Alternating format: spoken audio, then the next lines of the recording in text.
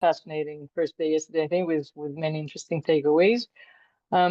We're very exciting for the upcoming targeted discussions, and I'm happy to see that there are quite a few people in this session, almost 70 participants. So just a few.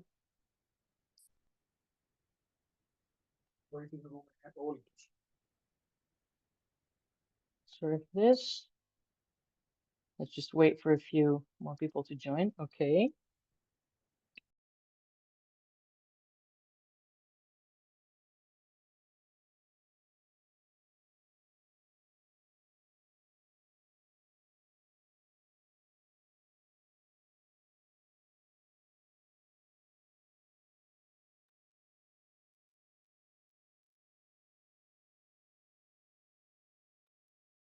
We're going to wait for the attendees to enter the waiting room because so far it's just us. So I will start over.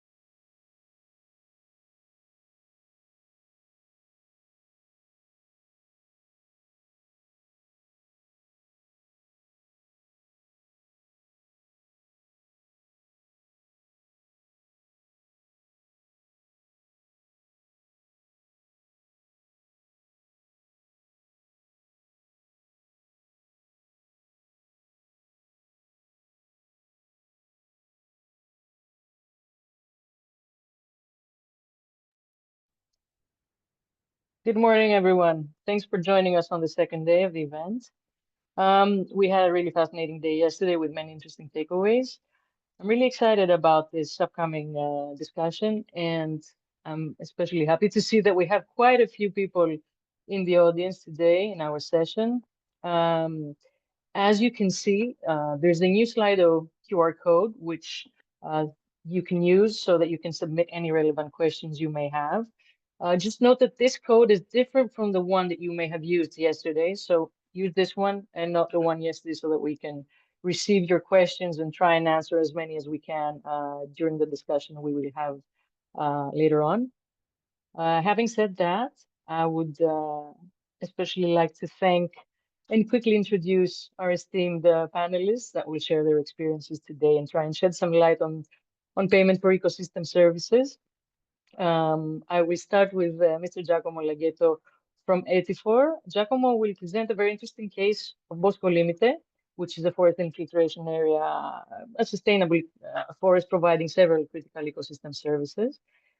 Following Giacomo's presentation, we will begin what I hope will be a rigorous and fruitful discussion with him, of course, and with our three panelists.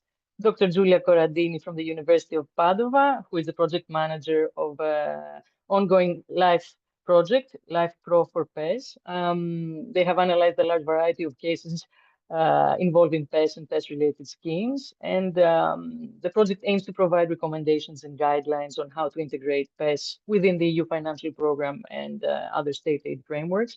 So we will get a lot of interesting insights from Julia. Ms. Agnieszka Markowska, Senior Policy Advisor from Milieu Consultancy, which is based in Brussels. Milieu is supporting the DG in the implementation of the EU4 strategy, and in one of the tasks, they are focusing on PES. So we will hear a lot of interesting things, I think, with respect to that. They have analyzed quite a few case studies as well. So the experience, the practical aspects of that will be very interesting to hear. And last but not least, Dr. Gary Goggins, who is the Public Awareness Manager for Life Wild Atlantic Nature, a project which is also presented in the parallel session for collecting and distributing funding. This is a very elaborate 9-year project making use of voluntary results-based agri-environment payment schemes. And the RBPS is directly linked to the quality of the habitat and putting the landowners central to the development of the project. So we have quite a wide variety of presenters and panelists. So I'm sure it will be very, very interesting. So don't hesitate to submit questions for everyone, and we will do our best to answer as many as we can. Giacomo, the floor is yours. Thank you very much. Thank you, Daphne. And hello, everyone. Can you see me, hear me? Yes, I see. Okay, so I think I can start. And yeah, first of all, I'm very happy to be here. And I am Giacomo Laghetto. I work at Etifor. And I hope to give my contribution to this parallel session by presenting a concrete case study about payment for ecosystem services that we as Etifor managed to design and implement in Italy. And it is called Bosco Limite. Next slide, please. Okay, so just one slide presenting Etifor, who we are. We are a spin-off of the Padova University in Italy. Etifor is an environmental consulting company, and we have a multidisciplinary team. I think many of you attended yesterday the presentation by Giulia Amato, a colleague of mine, presenting the Life Brenta project. And we like to say that our goal is to put nature at the very heart of decision-making processes by developing science-based solutions that can improve environmental, social, economic benefits of policies, projects, and investments. Next slide. So coming to Bosco Limite, what is Bosco Limite? It is a permanent plain forest of about 2.5 hectares, located in the middle Venetian plain in the municipality of Carmignano di Brenta in Italy. Plus, it is an infiltration area because this forest was built on the top of an hydraulic system made of water, canals, and infiltration wells. So this particular solution takes the name of forest infiltration area. But I think it's interesting to compare this, the current situation with what was before Bosco Limite. So next slide. Before, it was basically an intensive agricultural land for the production of maize, as many other lands in the area. And this condition had, of course, a positive impact for the food production, but a negative impacts on climate and environment. So the question is, why did this change happen?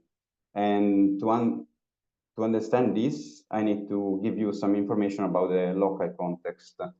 So we can go with the next slide. Bosco Limite is located alongside the Brenta River, which is an important river of our region, the Veneto region, in the northeastern part of Italy. And so far, the climate crisis with its drought periods and the anthropic use of lands and water brought to the reduction of the quality and quantity of water bodies. So in particular, brought to the decreasing of the water table level and consequently to the loss of habitat and biodiversity in the area. Just think about that this middle part of the Brenta River is a Natura 2000 site. So I think there is no need to explain what is a Natura 2000 site, since this is a live networking meeting, but it's very important for biodiversity. The main economic activity of the area is agriculture, as you can see from the images. And the irrigation is provided by the irrigation board, which is taking the water, the flowing water from the river, and with a system of irrigation canals, brings it to the lands for the irrigation. The third bullet point is about the strategic importance of groundwater, because the groundwater of the Brenta area is used for the drinking service, and about 1/3 of the entire regional population is served with this water that is taken just downstream Bosco Limite. So this is an important aspect to be taken into account. We can go with the next slide. So why a forest infiltration area? Because Bosco Limite is providing an important ecosystem service, is that of groundwater recharge. So when Bosco Limite is not working 24/7 for all the day of the year, but just in the winter and spring periods, and when surplus conditions occur, it means that when there is enough water in the river available, and when this water is not required for irrigation purposes, that water can flow into Bosco Limite to be infiltrated. At the same time, Bosco Limite is providing other co-benefits that in terms of ecosystem services are, for example, biodiversity conservation, so habitat for biodiversity, education and recreation, carbon sequestration, timber production, as well as production of other non-timber forest products, and pollination. Next slide. So we can refer to Bosco Limite as a super forest. Here you can see some figures. More than 2,000 trees planted in the area, over 1 kilometer of infiltration canals, about 1 million cubic meters infiltrated per hectares yearly, and this is an estimation of the Life Accord project in 2013, because I forgot to say that this forest infiltration area was built in 2013. About 23 tons of CO2 yearly removed from the atmosphere, more than 1,000 annual visitors. There is also a kindergarten inside the forest with about 18 children enrolled in it. And of course, new wooden species if compared to the previous situation. Next slide. So how was all of this possible? First came the idea by Etifor. We asked ourselves, what can we do to promote positive impacts in the territory, starting from our territory, which is the Brenta one. So the answer was basically by planting trees and linking the landowners and land managers with the private companies that were willing to invest in nature. But if this worked well in non-productive context, it wasn't enough when we needed to change the land use from intensive agriculture to forest, for example. And so the premise of the landowners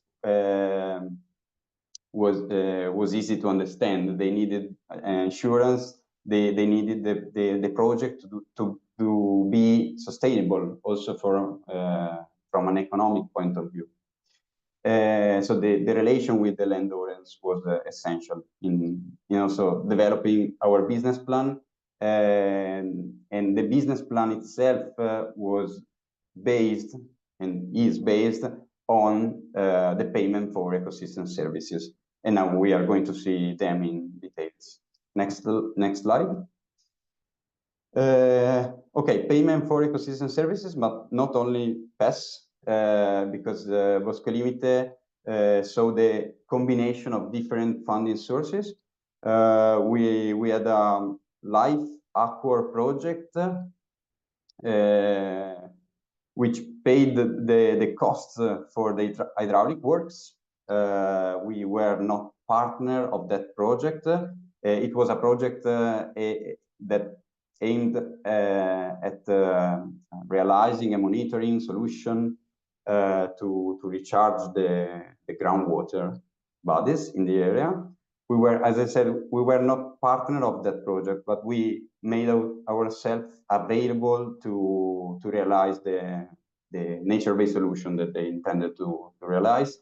Another funding source was the Regione Veneto, Veneto Region Rural Development Plan, that paid the permanent reforestation, and if I remember correctly, also the maintenance cost for the first years, and also the loss of income for the first about 15 years, if I remember correctly.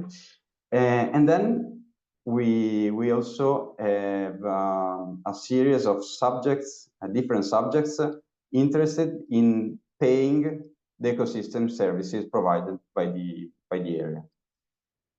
Next slide. Okay, the most important one is water infiltration, and this service is paid by the irrigation board that has a stake in this project, because if the groundwater bodies are healthy, let's say, then it's much easier to deal with drought conditions that are more frequent in the last years. They are paying the extraordinary hydraulic system maintenance. This is one every 7 to 10 years, as well as the water infiltration ecosystem services, and here is also quantified. Next slide. At the same time, we have the local municipality of Carmignano di Brenta that is paying the recreation ecosystem service. It's important to say that Bosco Limite is a private area, but it is actually working as a public area because there are no barriers. Everyone can go inside. There are information panels, and so it is like a park, a public park for the municipality. And so we reached this agreement with them. Next slide. Okay. Another services provided by Bosco Limite is the education one. There is a kindergarten inside, and we have more than 15 families paying for the education that we provide to their children. They are paying the annual cost of the staff, of course, and then you can see there is a little margin, and so this kindergarten is called Raize, that means roots in our local dialect. Okay, we can go with the next slide. Then we have the CO2 sequestration from the atmosphere. These ecosystem services service is paid by private companies. You can see here the logos of them. There are 10 in total, and with them we set a plan a climate plan to avoid, reduce, and in the end also compensate their emission that they cannot avoid or reduce.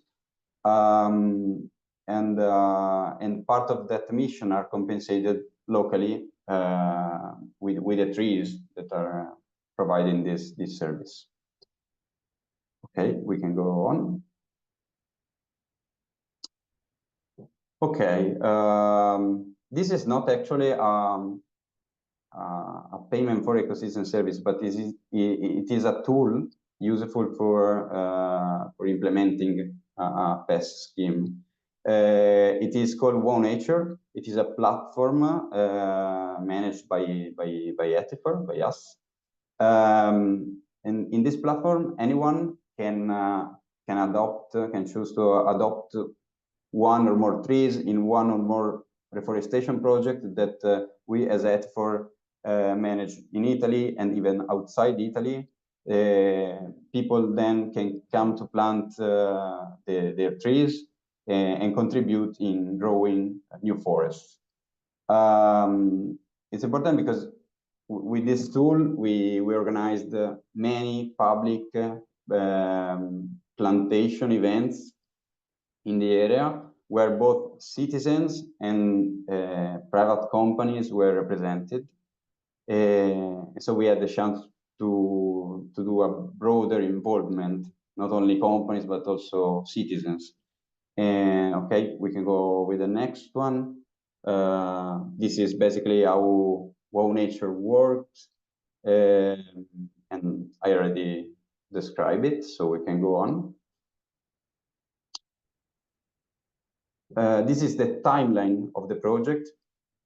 As you can see, we started in 2011 with the design of the project and fundraising, then the hydraulic works and the tree planting. Something that I didn't mention before is that Bosco Limite is certified for both sustainable management and ecosystem service provisioning with the FSC certification standard. So it's important because if you want to sell the ecosystem service provided by Bosco Limite, we have also someone saying how they are provided and how they work. We installed later also permanent beehives and nesting and bat boxes. We do the maintenance, the cleaning of the canals. We have also draft seasons over the years, and we found out that some species were more resilient if compared to others, and so we learned from this also. The kindergarten was opened in 2023, and now we are planning to expand this project in a nearby area. And the Bosco Limite 2.0 will see a mixture between regenerative agriculture and infiltration and ecosystem service provision. So in this case, infiltration will be the main one as well. Okay, we can go on. Thank you. So what was our role in this? We came with an idea. We developed a concept and a business plan for this project. It was very important also the relation, as I said, with the landowners, and then we are managing the site directly. And most importantly, we facilitated the funding of this project. So both from public and private sector, as you saw. Next one. We refer to Bosco Limite as a showroom because we use it to make our partners and clients aware of how we work, basically. And so we developed many communication pills that you can find on YouTube. I think you can have this slide at the end of the meeting. And also they are in Italian, but you can easily upload the subtitles, I guess. And we also went on RAI, our national television, in a documentary called Opera Verde. Next one. and this is the last one. So what are the takeaways from this presentation? The first one, Bosco Limite is a concrete example from my point of view of multiple pest schemes applied in the agricultural sector. And I think also for a project to work properly, starting from the context needs is essential to build a solid and durable payment mechanism. It was important, once again, the combination of these different funding sources for the economic sustainability of the project. And my time is up, but I'm concluding. Not every farmer has a company behind. I mean, it's impossible to follow all the farmers that want to develop a solution like this. So in this case, voluntary pest agreements of Bosco Limite were not facilitated by the law, but by a company, which is Etifor. But I think at the same time that nature restoration law can play a critical role in reviewing current legislation, imposing the need to the member state and maybe to develop new strategies to facilitate a broader application of agri-pest schemes in the area. That's it from my side, and I thank you very much for the attention. Thank you, Giacomo. Thank you very much for the enlightening presentation. It's great to learn about such promising adaptation measures that are also crucial for improving the ecosystem functions and can provide also recreation to the local public, despite being a private land. And thanks for indicating, showing the different funding sources, which apart from the Life Accord and the rural development plans, includes the irrigation board, which is directly linked to the payment for ecosystem services. Having said that, and with regard to land ownership, can you explain a little bit what the situation is with that? For example, you mentioned that the land is privately owned. Do you think it would have been more beneficial to the project if the land was public, and so forth? Can you elaborate a bit on that? Yeah, I understand the question. I think no, because if we want to this change to be transformative, we have to involve all the privates that are also working in the area and that are managing, I would say, more than 90% of the land of the area. So we can't think to have a consistent impact if we work only on the public land. But we want to involve the privates as well, and it's important to do it from my point of view. The owners of Bosco Limite, are they they're farmers? Yeah, they are farmers. Now we as Etifor, we are managing the site, so we sign an agreement with them.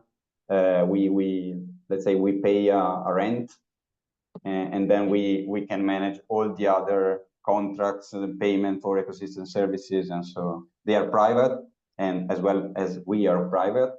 But as you saw before, there are a number of public entities involved. Yes. That have a stake in this process. So Great. Okay. Thanks for that. Please stick around for the remainder of the discussion, because I might come back to you, and you might want to intervene or answer some of the other questions that we will address. Our other three panelists. Just a quick reminder for our participants to use the QR code and submit their questions.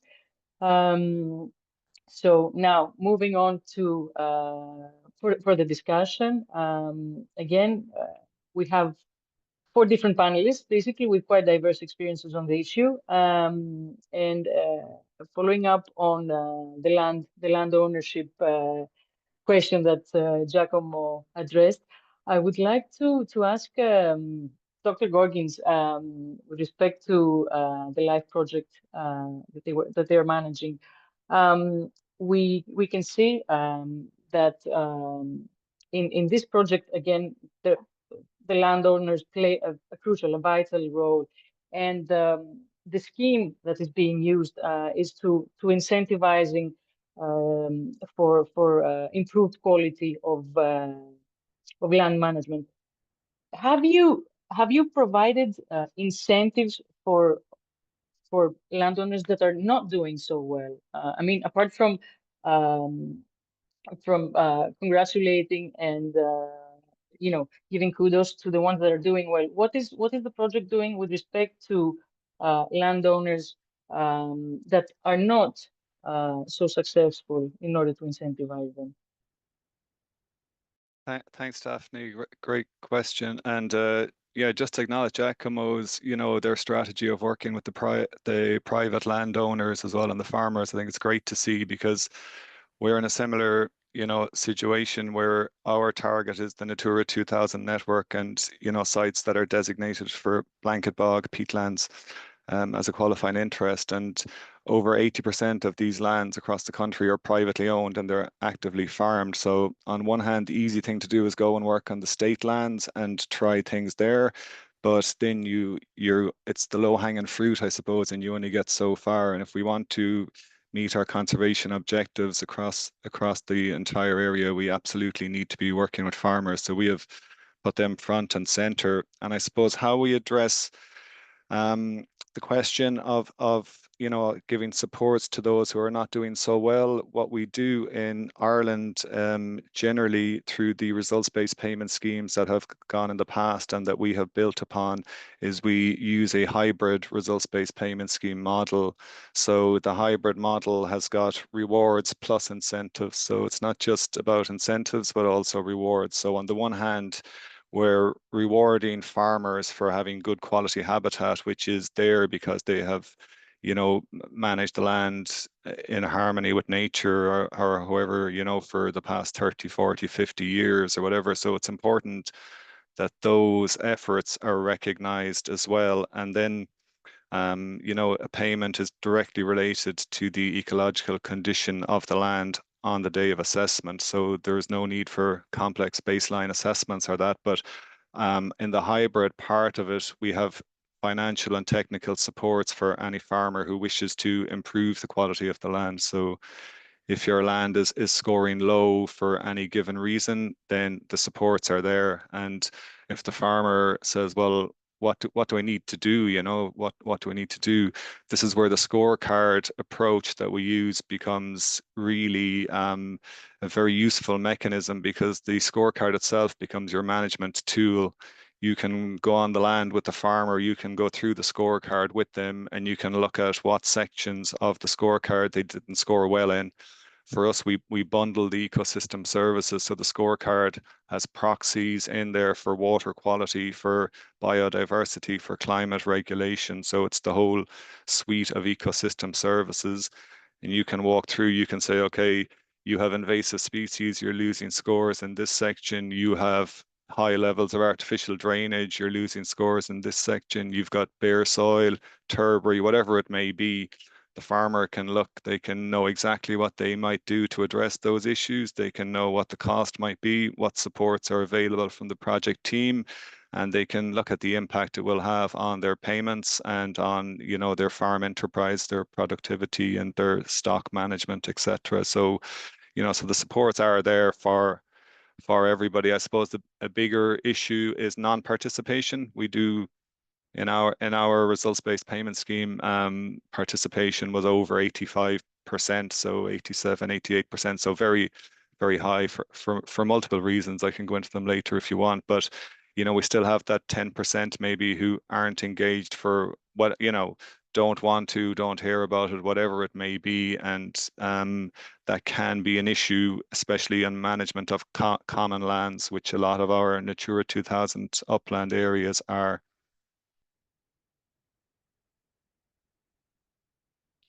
Does that answer your question about the supports? I mean, I can go on.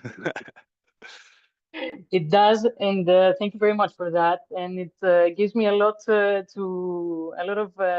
food for thought. And I will come back to a couple of things that you mentioned. Just to stop on what you said about the complex baseline assessments, and this shows us that you're using scoring, which is a great tool. And this takes me back to one of yesterday's key takeaways.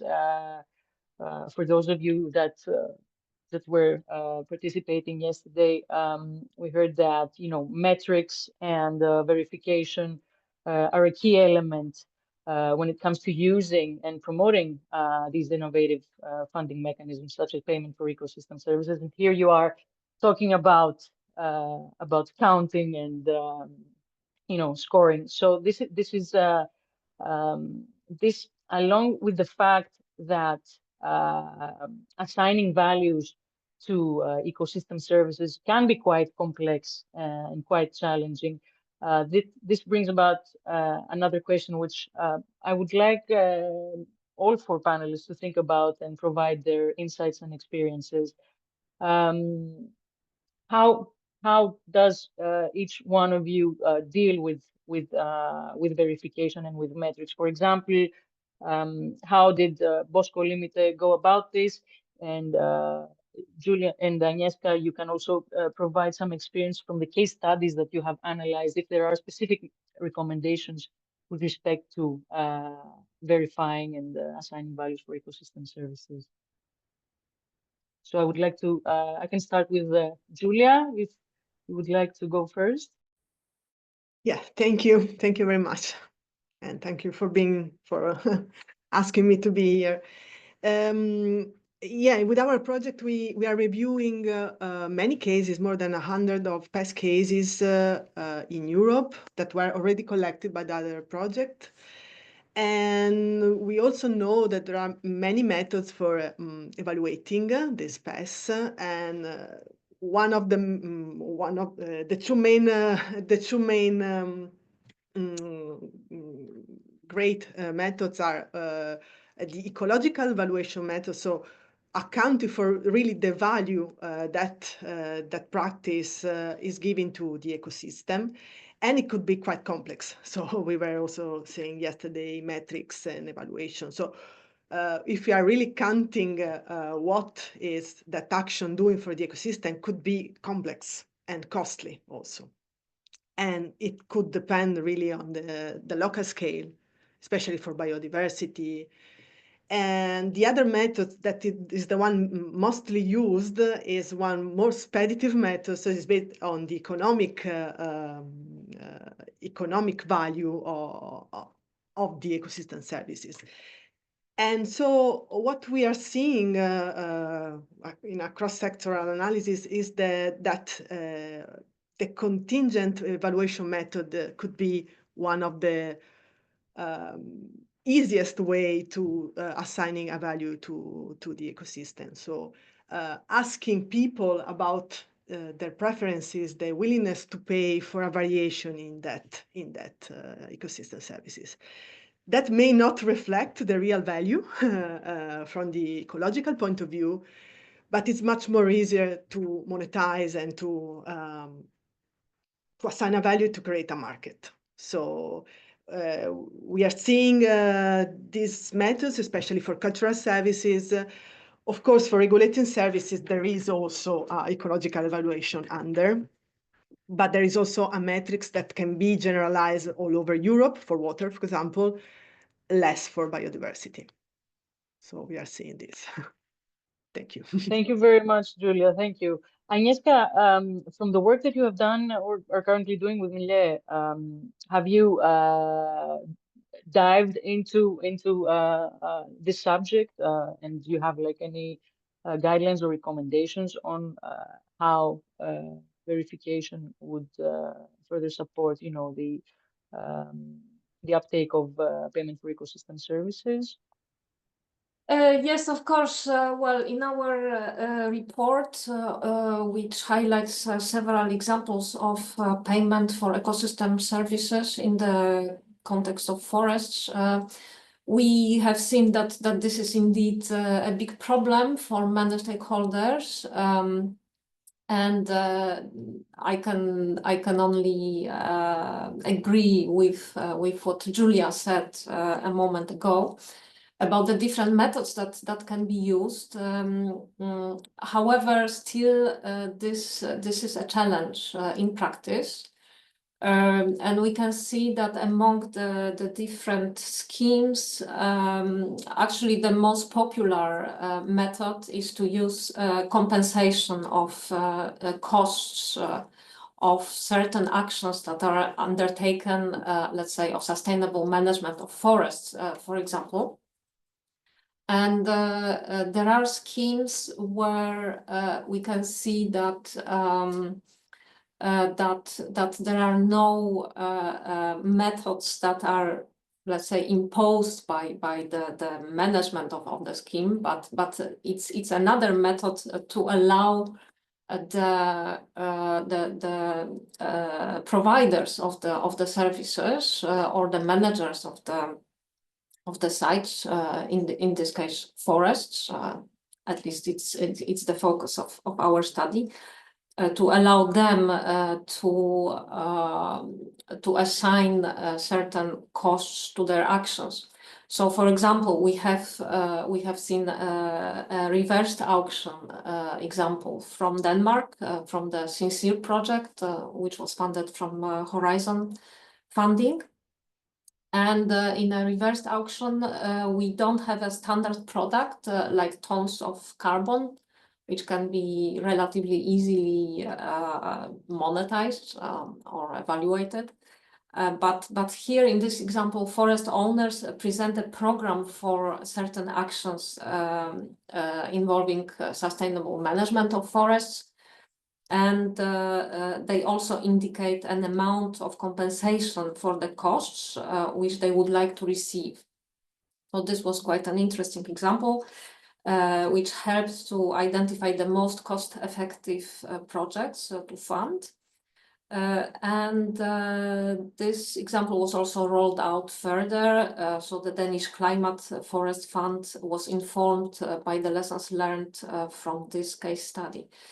And yes, in other examples, we have seen various ways in which stakeholders try to find some benchmarks, and yeah, a good example is to use certification. This can be either certification on a national level, but it's also more and more encouraged to have a more recognizable certification on the EU level. That would help a lot. Thank you very much, Agnieszka and Julia, for your insights. In all of your replies, in all of your answers, each one of you has at least once mentioned the public and participation of the various stakeholders. So let's visit this a little bit. I would like to hear more about what each of the two projects that are with us today, the three projects basically, Life Pro for PES, Bosco Limite, and Wild Atlantic Nature have outlined, have seen. How can they convince the public to participate? What are the most enticing methods, let's say, for having the public involved in this? Giacomo, we can start with you. Yeah, okay. I think it's because the public sector is represented here by the irrigation board, basically, and the local municipality, who are two buyers of the ecosystem services provided by Bosco Limite. In both cases, I would say the relation with the people working in that entity was essential. And also the irrigation board was directly involved in the Life Aqua project. So they knew precisely what was going on with Bosco Limite, and they also wanted to promote intervention like this in the area. in their area that are managing. Instead, the municipality of Carmignano, which is interested for the recreational aspects, was involved by us, by Etifor, and also in these cases, I mean, I said before that we started from our territory. So Bosco Limite is basically where we managed the first project as Etifor, and so the relation was everything with the people and with the public bodies. I don't know if I answer to your question, Daphne. Yes, it's interesting to hear what the side of the municipality and when we're talking about the public, Giacomo, the users of the area, whether they're visitors or whether they're from the local community, how are they convinced to pay for any of the services like you mentioned the kindergartens and so forth? How did you go about actually engaging the users of the area? Okay, the visitors are not paying because the land is like a public area. It's open for everyone, so they can go inside Bosco Limite, have a walk, have a picnic or something else, and they are not paying for this because it's paying, the municipality is paying. Instead, the families that are involved with the kindergarten, the kindergarten is a more recent project, and it is in its startup phase still. And but in 2 years we noticed that there is this kind of request of yes, bringing the children to an open area in nature instead of bringing them to a school within walls. Okay, so there is this, and now we are spreading the word from town to town, and yeah, we are. Like I'm not directly involved in this sub project, which is the kindergarten, but it's trying to extend its network. So I see. Okay, thank you, Giacomo. Back to you, Gary. You mentioned within the framework of the RBPS, there are, from what I understand, there are like 3 different payment streams within that framework. Has any of the 3 proven more effective, and is it something that other projects and other conservation actors can use and apply in their own cases? Yeah, I think it's a matter of how the different payment streams work together to make a coherent whole, because it's, you know, if you are only paying for the result and not providing the financial supports to improve the habitat condition, then farmers just get stuck with what they have and they don't see a way out. So you just benefit the people that are doing well, and okay, you know, you can protect the areas that are already good, but the incentive may not be strong enough for the farmer to improve the habitat condition. So I think that it goes hand in hand by paying for the higher quality and providing the financial support to help the farmer to get there. And once they get there, you know, the payments for the result can be maintained over the long term. So that's kind of a permanent. So I think that it's very important to look at how the whole system operates at a whole. I think what we have found, interestingly, is the demand from farmers for more complex, larger restoration on the back of their, you know, new understanding and this emphasis on payment for the environmental condition, the new understanding, and I would say a common understanding among farmers, policymakers, others of, well, what does good quality habitat look like here, you know? And again, that's where your scorecard design is key, because you just look at, well, what's 10 out of 10 on your scorecard? And that's what the benchmark is. That's the ideal habitat quality. So for farmers to undertake, say, smaller works, okay, they can do them themselves. provide a bit of money, etc. But then what if you're left with a 200-hectare hillside that's badly eroded and it's 1 million euros restoration or something? You know, it's not something that a farmer can afford to do. It's not something that can be delivered through the Common Agriculture Policy, for example. So farmers need additional supports, and we are finding that, you know, we have a list that's a growing list of over 100 of these big, expensive, complicated sites that farmers are just, you know, keep coming with more. We want to do something. Can you help us? And we're looking to bring in money from outside the system in to deliver those. And we've been very successful there. We have about 30 million euros additional finance from different aspects. So I think, you know, it's important to note that the results-based payment scheme, and even the hybrid model where there is some money for supporting actions, although limited, is just one tool. It's a mechanism that can help you to deliver larger scale restoration. It can change the whole mindset of the farmer and how we look at the land and what we value. And then it can help you to deliver larger projects, which is vital with the, you know, regulations, nature restoration regulation, etc., and all the targets that we have to meet. So I think I wouldn't, you know, choose one payment over another, but you need to look at how the whole system works and how you can build on that to constantly improve.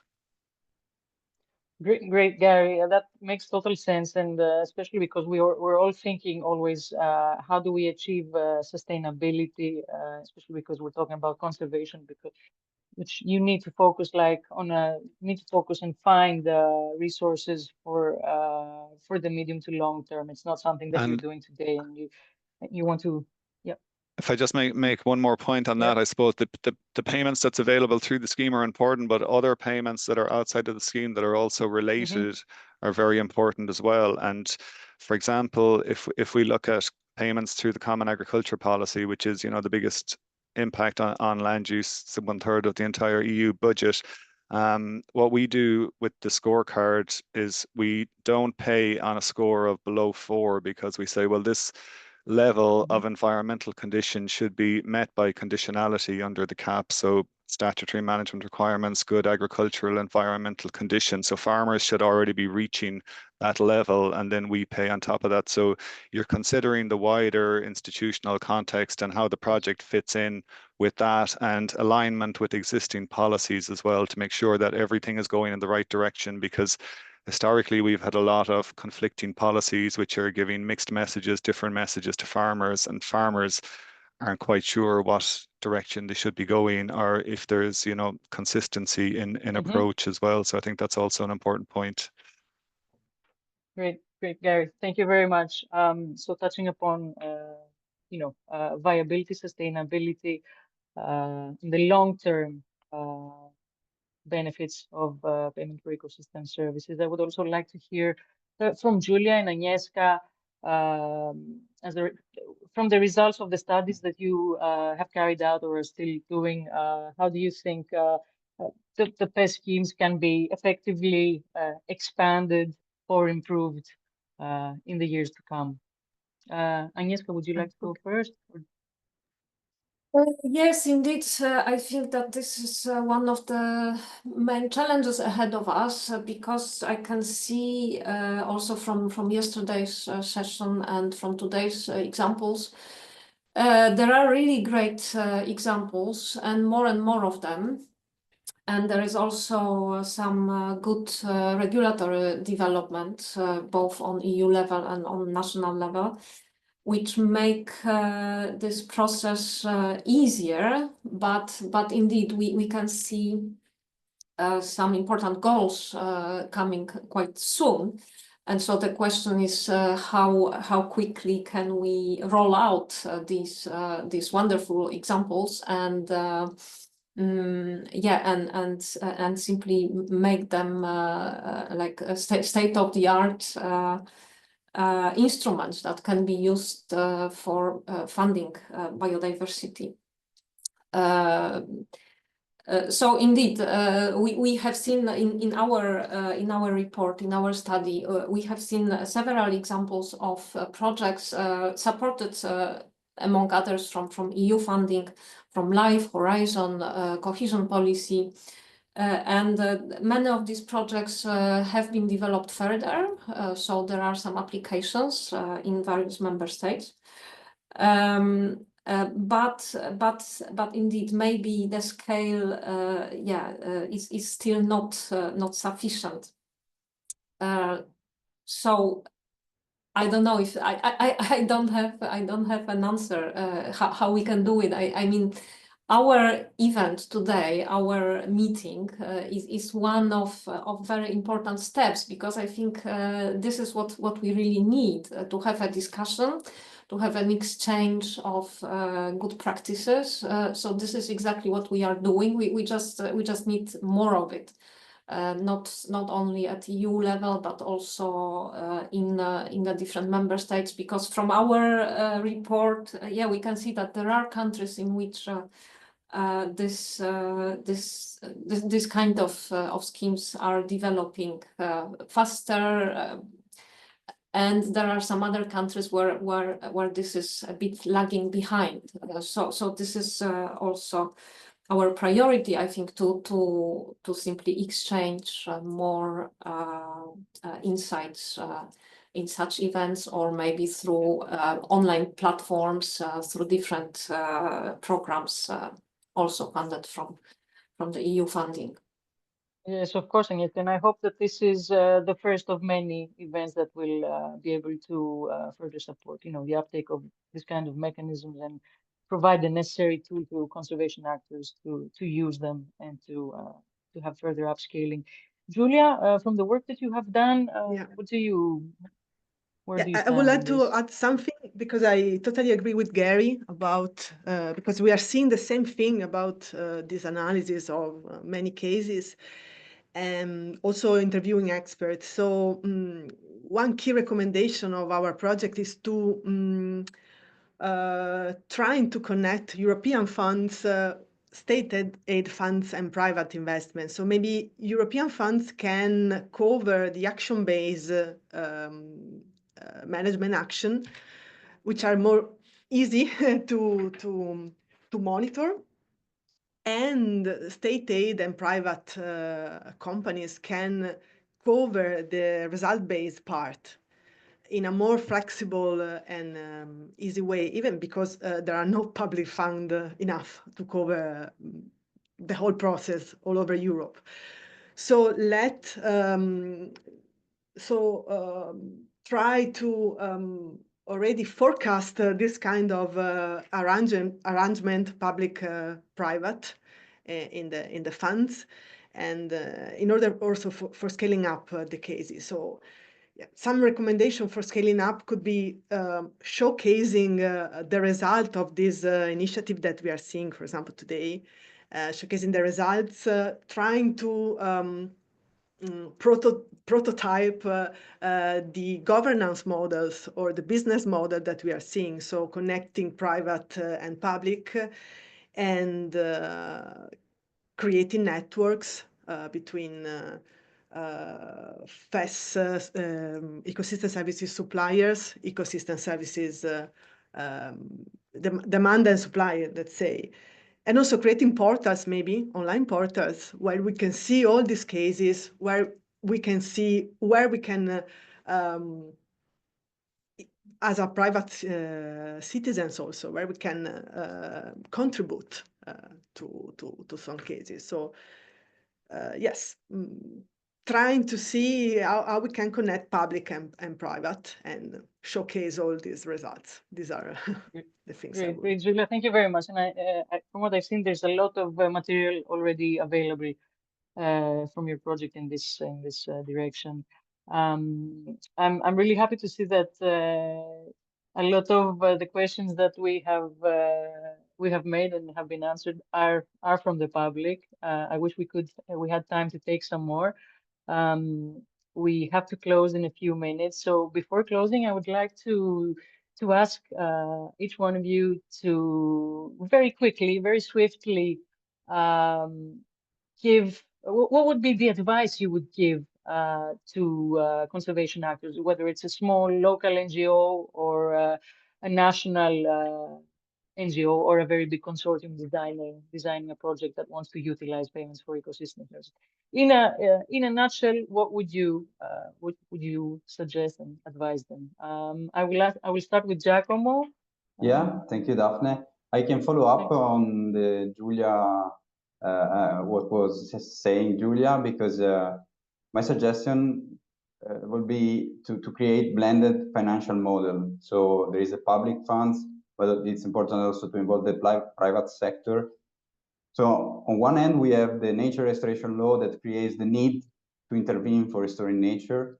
On the other end, instead, we can have also the driver of the CSRD, the Corporate Sustainability Reporting Directive, that is a driver that will require companies to report on sustainability performances.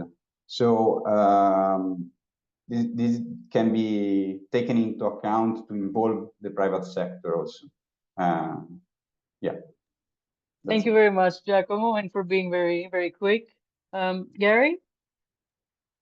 I think the advice I would give to a new project is to, give careful consideration from the outset to the context, the institutional context and the more formal and informal institutional context. So you're really aware of, you're designing your project, but you're always thinking about how can this go to scale? Who needs to be involved?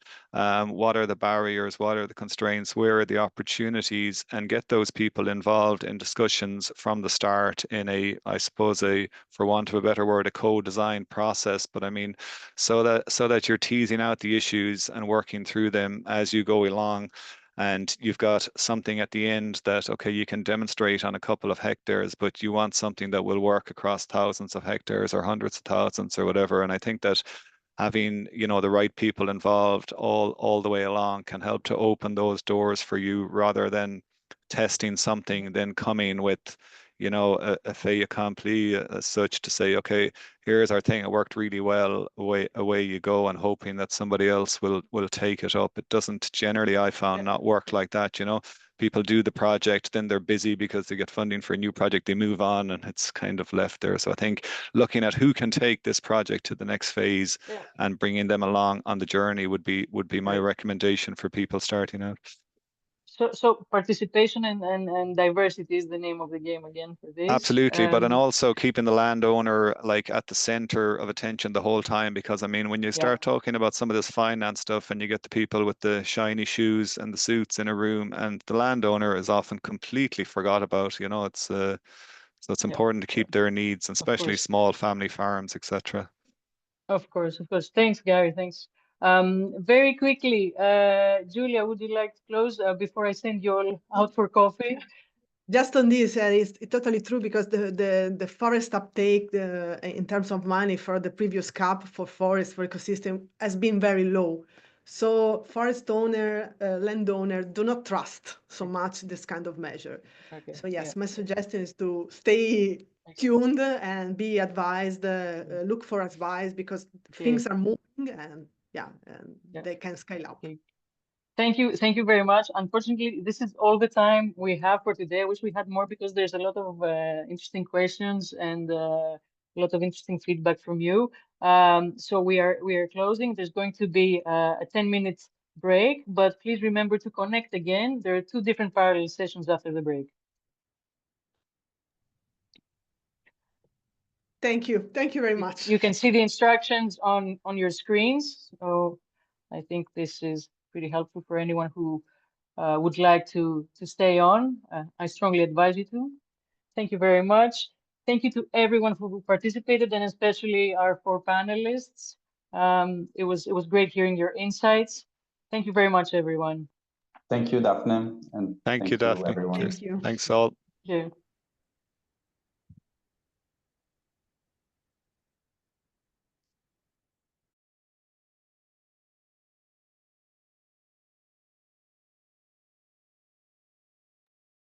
Thank you, Daphne. Thank you, Julia. Too quick. We could talk for hours. See you. Okay, but we have more interesting. We have more. more interesting sessions to follow. So Exactly. more excitement coming up. So see Thank you you in all the once again. bye. Bye bye.